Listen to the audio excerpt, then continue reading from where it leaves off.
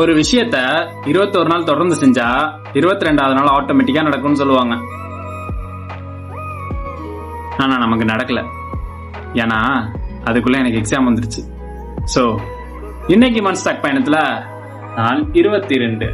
இன்னைக்கு லூப்பிங்னா என்னன்னு கத்துக்கிட்டு ஃபார் லூப்னு ஒண்ணு இருக்கு, அதையும் என்னன்னு பாத்துரலாம். நம்ம ஸ்கூல் படிக்கும் போது ஏதாச்சும் டெஸ்ட் ஒழுங்கா எழுதலனா இம்போசிஷன் ஒண்ணு கொடுப்பாங்க, ஞாபகம் இருக்கா?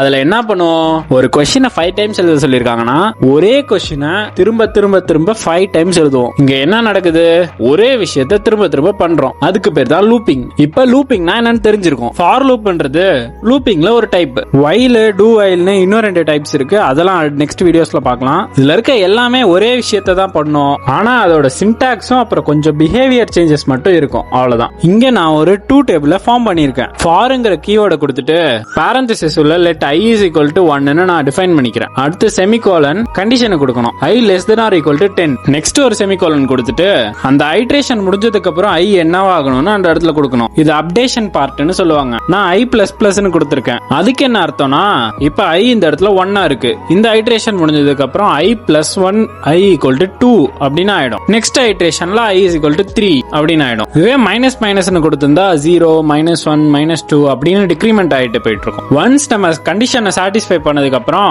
இந்த லூப் அப்படியே வெளியே வந்துடும், ஐ மீன் ஸ்டாப் ஆயிடும். இதுக்கு நான் console.logல ஒரு டேபிள் ஃபார்மேட்ல கொடுத்துடுறேன். அந்த ஐன்ற இடத்துல லூப்ல நமக்கு என்ன நம்பர் பாஸ் ஆகுதோ அந்த நம்பர் வந்துடும். நெக்ஸ்ட் நான் அந்த ஸ்டார், ஈக்குவல்ஸ் அதுக்கெல்லாம் வந்து நான் ஸ்ட்ரிங் யூஸ் பண்ணிக்கிறேன். ஸோ ஃபைனல் அவுட்புட் உங்களுக்கு இந்த மாதிரி தான் இருக்கும், ஒரு டேபிள் ஃபார்மேட்ல வந்துரும். அண்ட் ஒன்னு சொல்ல மறந்துட்டேன், ஃபார் லூப்பை பொறுத்த வரைக்கும் ஒரு ஐட்ரேஷனுக்கு ஒரு லைன் எடுத்துக்கும், நெக்ஸ்ட் ஐட்ரேஷனுக்கு நெக்ஸ்ட் லைன் வந்துரும். இந்த அவுட்புட்டை பார்த்தாலே உங்களுக்கு தெரியும் எல்லாமே அடுத்தடுத்த லைன்ல வந்திருக்கும். அண்ட் நமக்கு இப்ப எக்ஸாம் போயிட்டு இருக்கிறதுனால ஒரு சில நாள் வீடியோ வராது, மன்னிச்சிடுங்க. ஃபார் லூப் புரிஞ்சிருக்கும்னு நம்புறேன். அப்புறம் நாளைக்கு வரேன்.